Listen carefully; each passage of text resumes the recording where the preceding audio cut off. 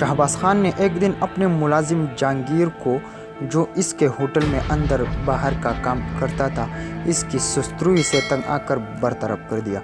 असल में वो सुस्तरू नहीं था, इस कदर तेज था कि इसकी हर हरकत शहबाज खान को गैर मुतहर्रिक मालूम होती थी। शहबाज खान ने इसको महीने के तनख्वाह दी। जहांगीर ने इसको सलाम किया और टिकट कटाकर सीधा बलूचिस्तान चला गया, जहां कोयले की कानें निकल रही थी। इसके और कई दोस्त वहीं चले गए थे, लेकिन इसने गिलगित अपने भाई हमजा खान को खत लिखा कि वो शहबाज खान के यहाँ मुलाजिमत कर ले, क्योंकि उससे अपना ये अकाब पसंद था। एक दिन हमजा खान शहबाज खान के होटल में आया और एक कार्ड दिखाकर इसने कहा,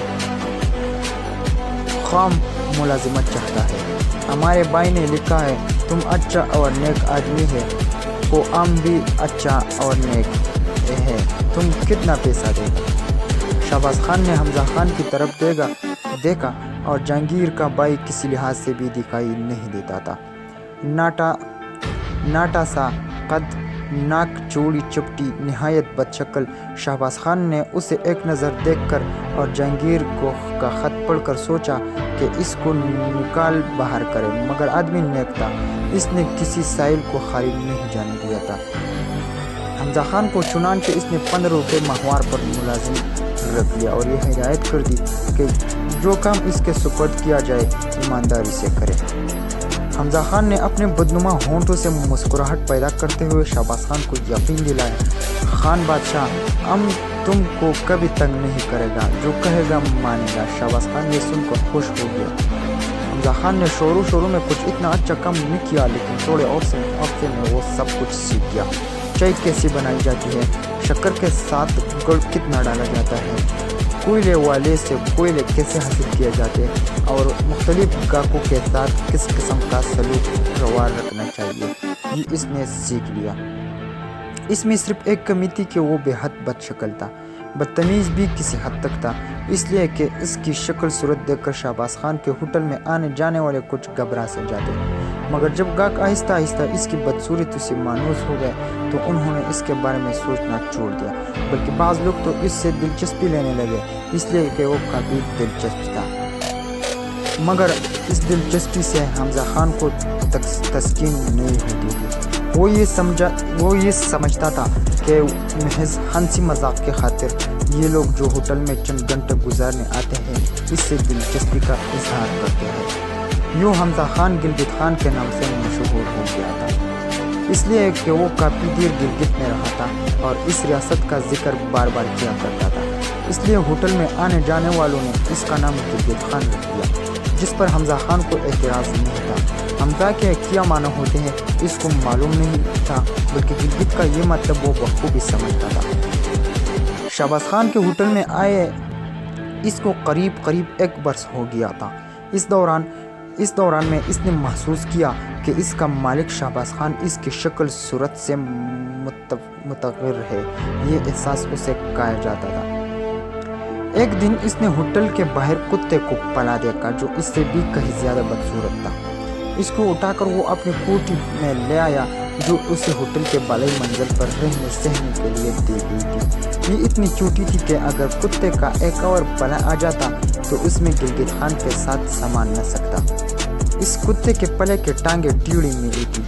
तूतनी बड़ी वाहिबात की अजीब बात है कि गिलगित खान की टांगे, बल्कि यूँ कहे कि इसका निचला धड़ इसके ऊपर के जिस्मानी हिस्से के मुकाबले में बहुत छोटा था। बिल्कुल इसके मानने ये पला भी मस्कुशुदा सूरत का था।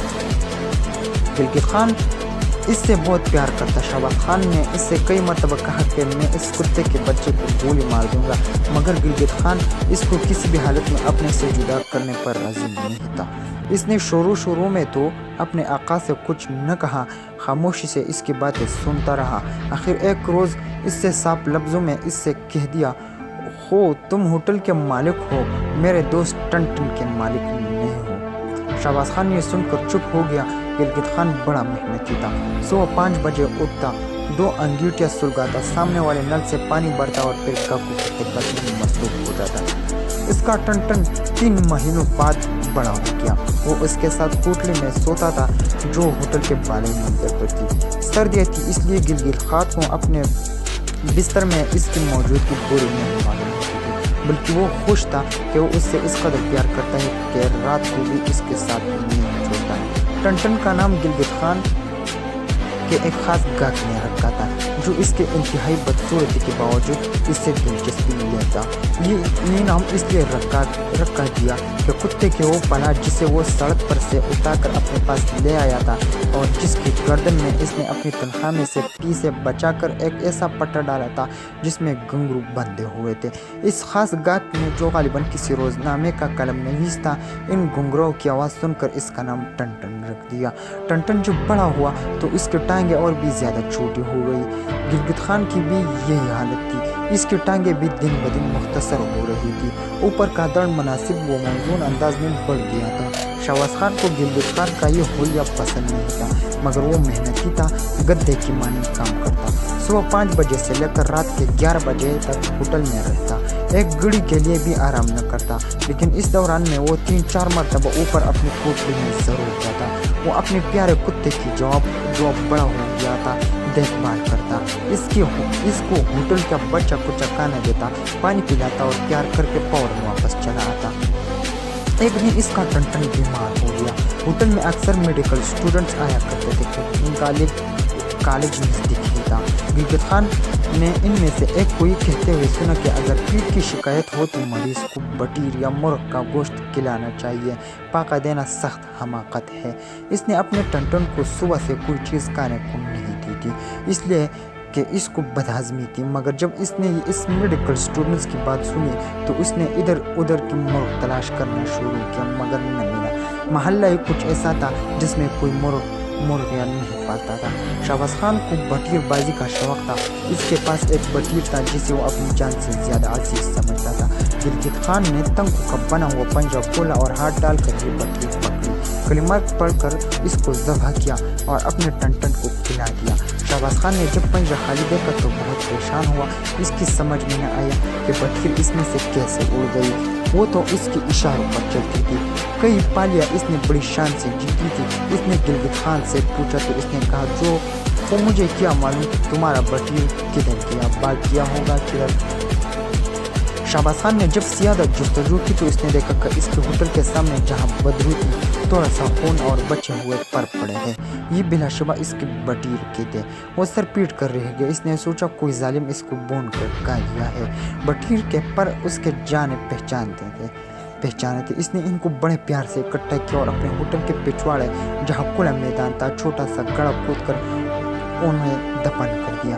فاتحہ پڑھی، اس کے بعد اس نے کئی غریبوں کو اپنے ہوٹل سے مفت کھانا بھی کھلایا تاکہ مرحوم کی روح کو ثواب پہنچے۔ جب شہباز خان نے کوئی اس کی بٹیر کے متعلق پوچھا تو وہ کہتا شہید ہو گیا ہے۔ گلگت خان یہ سنتا اور اپنے کان سمیٹے خاموش کام میں مشغول رہتا۔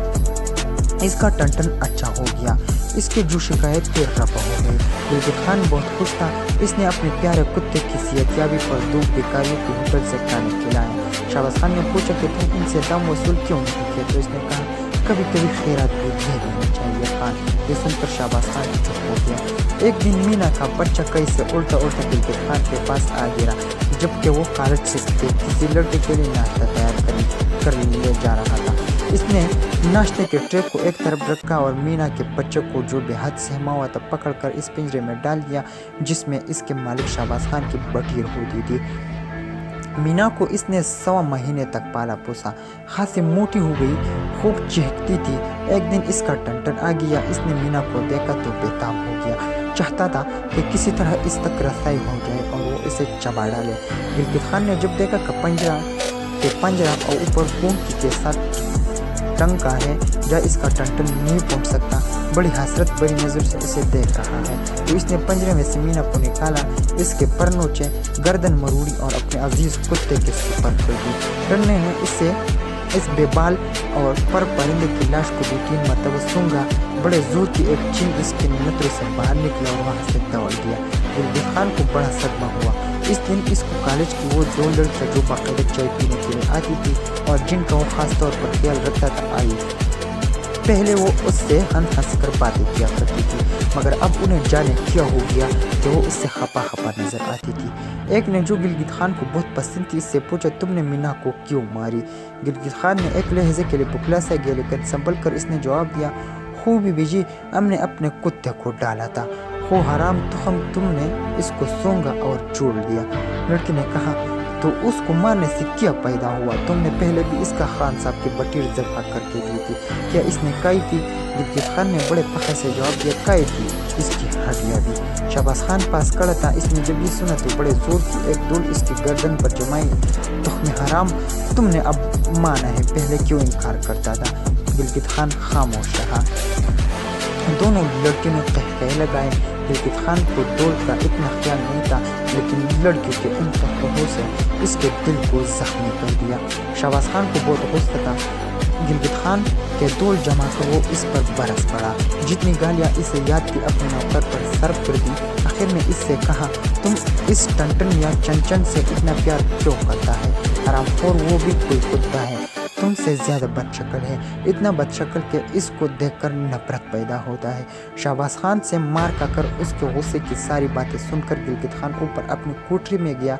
इसके कानों में कॉलेज की दोनों लड़कियों के कहकहे गूंज रहे थे। कोठरी के एक कोने में इसका टंटन लेटा था, कुछ अजीब अंदाज से टांगे दीवार के साथ लगाए, जो इस कदर टेढ़ी थी कि और ज्यादा टेढ़ी वो हो नहीं सकती थी। इसने कुछ देर गौर की, इसके बाद अपना कमानी वाला चाकू निकाला और टन की तरफ बढ़ा, मगर इससे कोई ख्याल आया। कमानी वाला चाकू बंद करके अपनी जीभ में रखा और कुत्ते को बड़े प्यार से बुलाकर अपने साथ ले गया। जब गिलगित खान और टंटन रेलवे लाइन के पास पहुंचे तो गाड़ी आ रही थी। गिलगित खान ने अपने प्यारे कुत्ते को हुक्म दिया कि वो पटरी के एक दरमियान खड़ा हो जाए। इस हैवान ने अपने आका के हुक्म की तामील की। गाड़ी पूरी रफ्तार से आ रही थी। टंटन पटरी पर खड़ा गिलगित खान की तरफ देख रहा था, ऐसी निगाहों से जिनसे वफादारी टपक रही थी। गिलगित खान ने एक नजर अपनी तरफ देखा। इसने महसूस किया कि इसका कुत्ता इससे कहीं ज्यादा खुशशक्ल है। गाड़ी करीब आई तो इसने टंटन को धक्का देकर पटरी से बाहर गिरा दिया और खुद इसके झपट में आ गया। इसका बिल्कुल कीमा हो गया। कुत्ते ने गोश्त के इस ढेर को सूंघा और जोर जोर से बड़ी दर्दनाक आवाज में रोने लगा। दोस्तों, तो ये था साद हुसैन मिंटू का अफसाना गिलगित खान। अब दोस्तों को ये अफसाना कैसा लगा हमें कमेंट करके ज़रूर बताएं। वस्सलाम।